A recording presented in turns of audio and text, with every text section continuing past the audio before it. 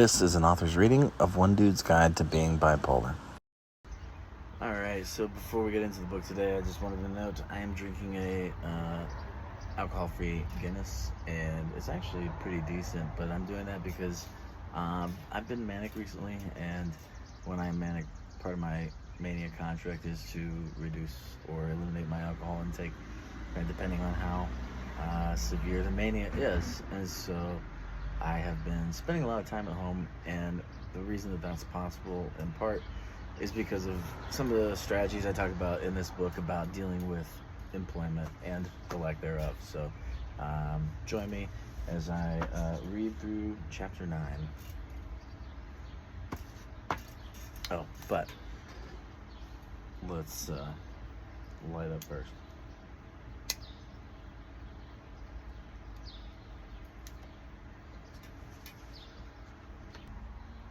Chapter 9. Are you employed, sir? Working with bipolar. There are millionaires who are bipolar and homeless people who are bipolar. The major difference between the two is how much money they have. Some of them are leading entire nations, while others are collecting Social Security benefits. You might even be at both ends of the spectrum in a single lifetime. But unless you're born into or inherit a great deal of wealth, which end of the poverty to millionaire spectrum you end up closer to will, unfortunately, in our cruelly self-help capitalist U.S. society at least, be largely dependent upon your ability to build your own wealth through providing something of value to others, or upon your ability to access and draw upon the very meager social safety nets our country has put in place for people such as us. I'm here to tell you that there's no shame in whatever path you choose. I choose to try and work mostly because I want to maintain a certain lifestyle, and unfortunately, disability doesn't quite cover it. You would make about $20,000 on disability benefits if you're lucky, and they are notoriously difficult to secure. Not only that, you essentially have to agree not to work for the rest of your life, at least to go on the public employee disability system in my state, that is. The moment you start working, your benefits are in jeopardy. I spent about 7 years of my life teaching high school, and 5 years working in public service, and about 4 years teaching college courses. I was very close to filing for benefits on several occasions, but every time I did, I stopped short because I love teaching, and I'd have to give that up if I decided to collect disability. It's shitty, but that's America for you. My first manic episode came just a year into my teaching career, but I was able to recover from it and went on in a year or two to become the Ohio Council for the Social Studies Emerging Educator of the Year, which was a pretty high honor as a young teacher. I went on from there and ran for office and got elected to serve as the vice president of my hometown's Board of Education, while simultaneously earning my master's in international and comparative politics. I was also a regular at national conferences presenting on a range of topics, and after 5 years of successful classroom teaching, I moved into a pseudo-administrative role as a community outreach director. I excelled in that position as well, helping the school increase enrollment and create its first ever strategic plan, which has positioned it to now become the #1 school in the Dayton area. After that, I decided to switch careers entirely and become a professional mediator, which I have been doing as a volunteer for about a year. I also became a treasurer, vice chair, then chair of my city's sister city committee, and vice president of the local council on world affairs. I did well academically too, never getting below an A in my entire graduate school career, and being recognized as the Outstanding College of Liberal Arts Student of the Year and Outstanding Graduate Student of the Year. I did all of this while managing a successful business on the side. In short, I was one of Dayton's own Little Lebowski urban achievers. This is me proudly displaying my Emerging Leader Award from the Ohio Council for the Social Studies. And then one of my proudest achievements while I worked for the city was writing and managing a $120,000 U.S. Department of State grant, which brought 17 students and 3 teachers from Bosnia and Herzegovina to Dayton, Ohio. Here's me with them.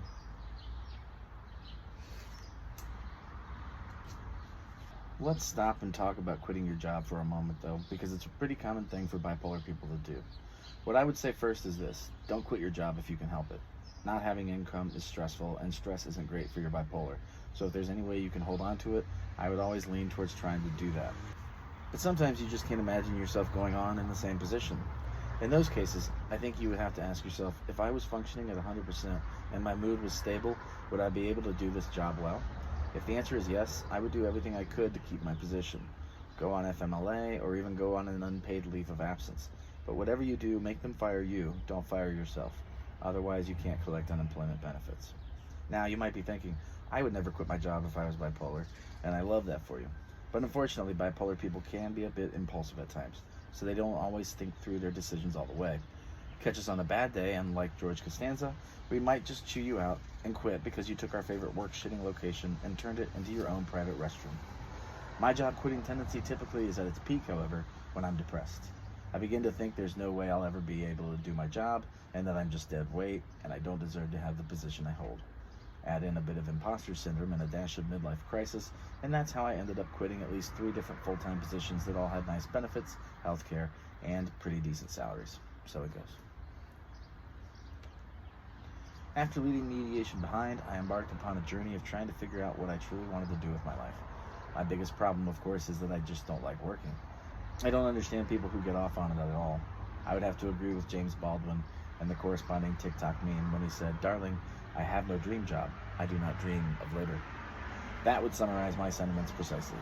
Unless being the new Anthony Bourdain is on the table, then I'd reconsider. That being said, some jobs are certainly more tolerable at least than others, and a few years ago I set out on a quest to find jobs I actually wanted to do. Initially, I thought I could go back to being a server while being a doorman on the side. I made it about 2 weeks at Applebee's before their Stone Age POS, aka point of sale / piece of shit system, ended up pissing me off so much one day that I left and never went back. I enjoyed my bouncing gig at a local bar, but that was only 2 days a week and the hours weren't great. After that, I decided to try to become a woodworker, which I've always loved to do. I realized pretty quickly, however, that doing it to make money is really an entirely different ballgame, and I wasn't prepared to spend 50% of my time on marketing, nor did I have the skills to really make the kind of pieces that would actually sell. After that, I tried pizza delivery for Domino's and made it a whole half day there, a new record for me in terms of least time spent on a job, just barely edging out the single day I spent as a roofer. I did do DoorDash for a while though, and I genuinely didn't mind that. It reminded me of the job I used to have reading electric meters back in college, only it was easier. I'll return more to that in a moment. Eventually, I found a job working with a friend as an electrical assembler. You might be wondering, what's an electrical assembler? Truth be told, I didn't even know that's what it was called when I first started. I just knew that they put together wiring harnesses that went into industrial dishwashers. In terms of being a good fit for my bipolar, it had several things going for it. For one, it was pretty low stress. Most of our days were spent watching movies while we crimped wires. Most importantly, I was working with a friend of mine who I actually enjoyed being around, and I realized that was pretty special. I settled into doing that and bouncing for a while, but I got tired of it after a few months. I also got a new job, which I wasn't really sold on, but which paid better than anything I'd ever done before, being a positive school climate coach for Dayton Public Schools. I'm pretty sure this is one of only 2 items I sold while I tried to make money as a woodworker. A nice little end piece right there. I have to admit that at first I thought perhaps I'd be able to do the job fairly well. Essentially, it consisted of coaching other teachers on how to improve their practice. I thought I might do well at it because I'm a pretty decent teacher after all, and I like working with other teachers. What I didn't know, however, was that they had a very specific idea in mind for what they meant by coaching, and it all revolved around a book that they described as their Bible, and which prescribed a very rigid approach to classroom management. But in addition to trying to coach high school teachers to be the kind of teacher I never was, they also wanted me to work with elementary school teachers. And it wasn't just working with elementary school teachers either. They often would just use our department to plug any kind of hole they had. One week we were fielding phone calls from angry parents about why the buses hadn't picked up their children, and the next we were subbing for teachers all across the district. I was in a different school every day, and I hated my time at all of them. I lasted about 6 months there before I quit, although that wasn't the end of my troubles. I also learned that the state of Ohio allows districts to revoke the teaching licenses of teachers who leave their district mid-year for up to a full year, and they attempted to do just that to me. Fortunately, I was able to convince them that I had left for mental health reasons, which was true, thanks to my doctor writing me a note. But it didn't really matter. It would still be over a year before I set foot in a high school classroom once more. After that, I decided to try and make money by podcasting. I even went to a podcasting conference out in Texas and learned everything I could about it. I was posting very consistently and slowly building my audience, but you really need at least 6 months to start to make money, if not 1 to 2 years. I quit at right about the 6-month mark, right before deciding I was going to get a divorce and move to Bosnia and Herzegovina. That didn't go as planned, of course, either, and I ended up getting the divorce, meeting someone here before I left, falling in love, and deciding not to move overseas after all. This solved my relationship problems, but it didn't do much for my career or lack thereof situation. So after simply not working for a while and running down my savings to next to nothing, I finally realized that I needed to bring some money in if I wanted to maintain my lifestyle. Then in January of 2022, I heard about a new charter school that was in its first year and looking for a social studies teacher mid-year. I should have known that was a red flag, and if I'm being honest, I did know that. I just didn't know how bad it would be.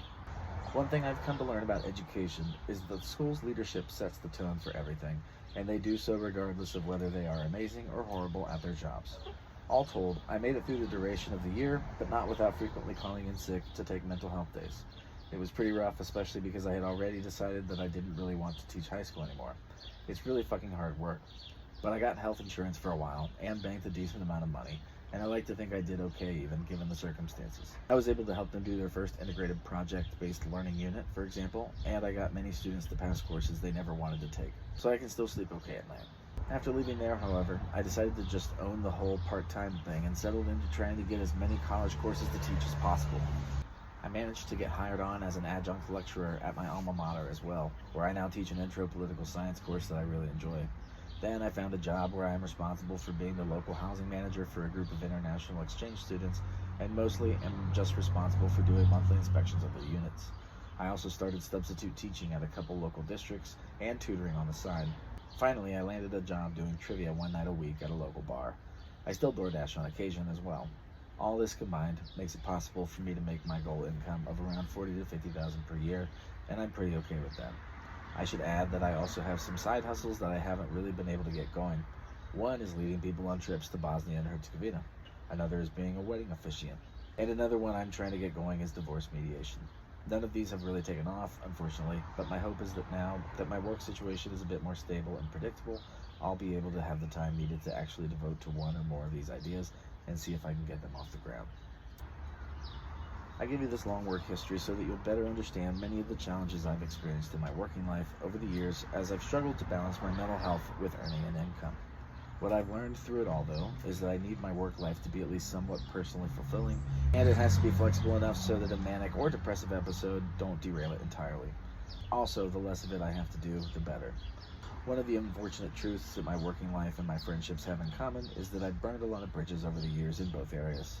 There are more than a few former employers who I know won't take me back because I wasn't in a good place mentally when I left, or I left impulsively due to a depressive episode. I rarely leave jobs when I'm manic. Unfortunately, this includes the only real mediation gig in town and my favorite high school I've ever worked at. So the two jobs that have been most fulfilling in my life are essentially ruled out for me. So having multiple jobs and by extension multiple bosses is a coping tactic I use in a manner that's similar to my friendships, whereby I try not to burn myself or others out too much at any one place. Instead, I have several jobs, so when the bar cancels trivia, which they did recently, I can pick up more hours subbing or doing DoorDash a little more. More than that, though, being a jack of all trades also just helps ensure I don't get too bored. I'd say I have my teaching jobs down to where I can teach 5 classes per semester and work maybe 1 full day per week, unless I have a lot of grading to do.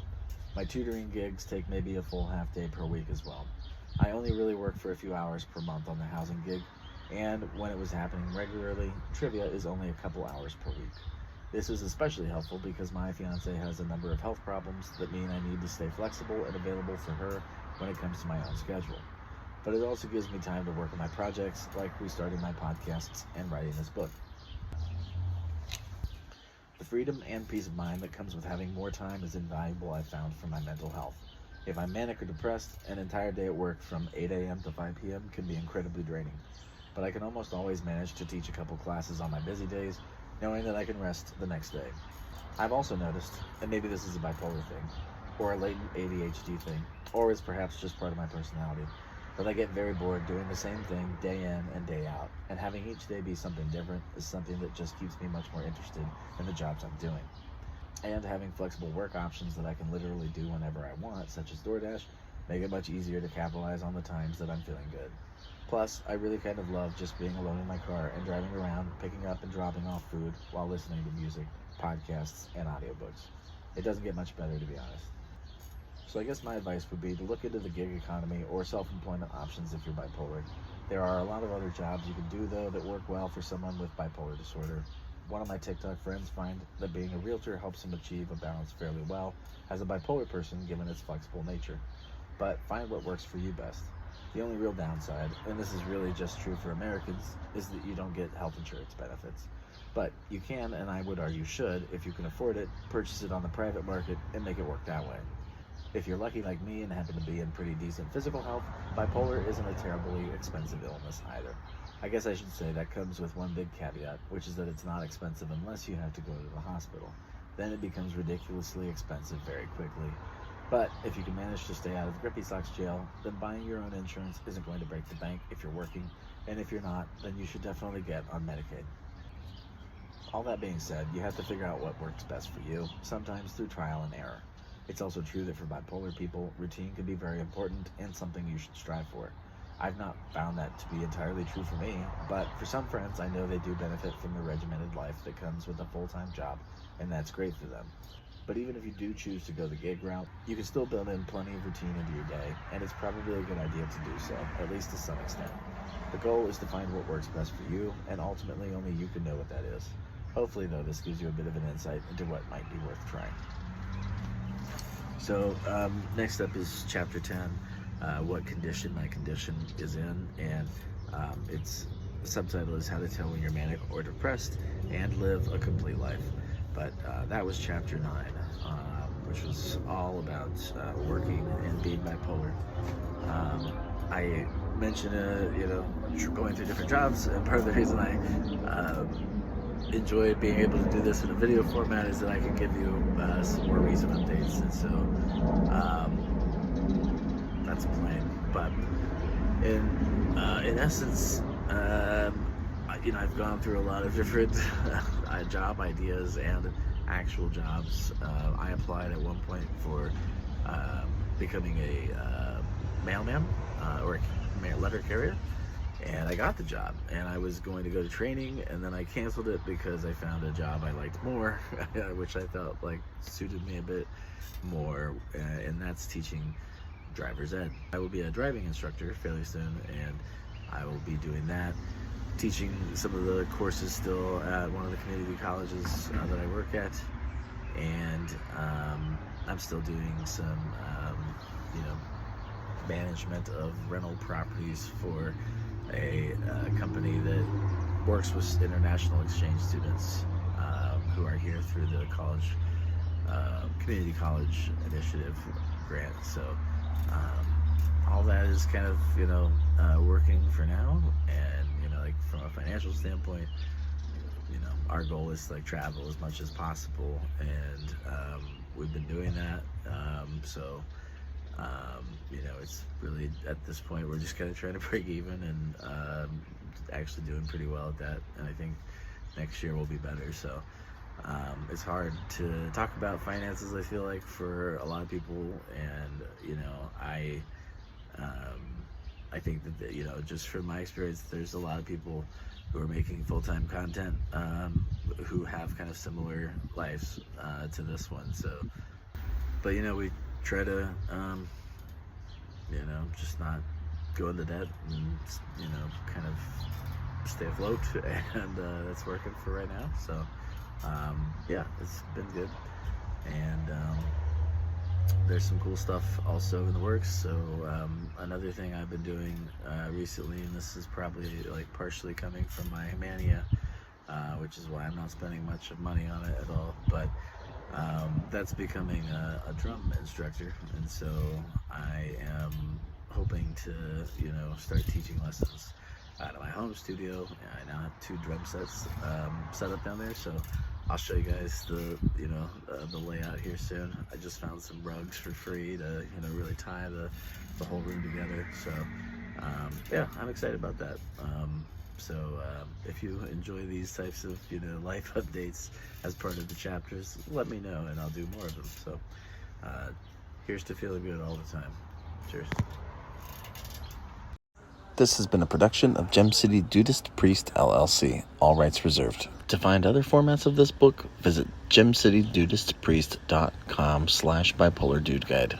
You can find it on bookshelves at Barbara's Bookstore at 111 North State Street in Chicago, or locally at Star City Booksellers in Miamisburg. It's also now being carried by the Words Fair, which you can find at 2nd Street Market every Sunday, right here in Dayton. And if you'd like to donate to the author, you can via Venmo or Cash App at Gem City Dude. Thanks so much for listening, and abide, everyone.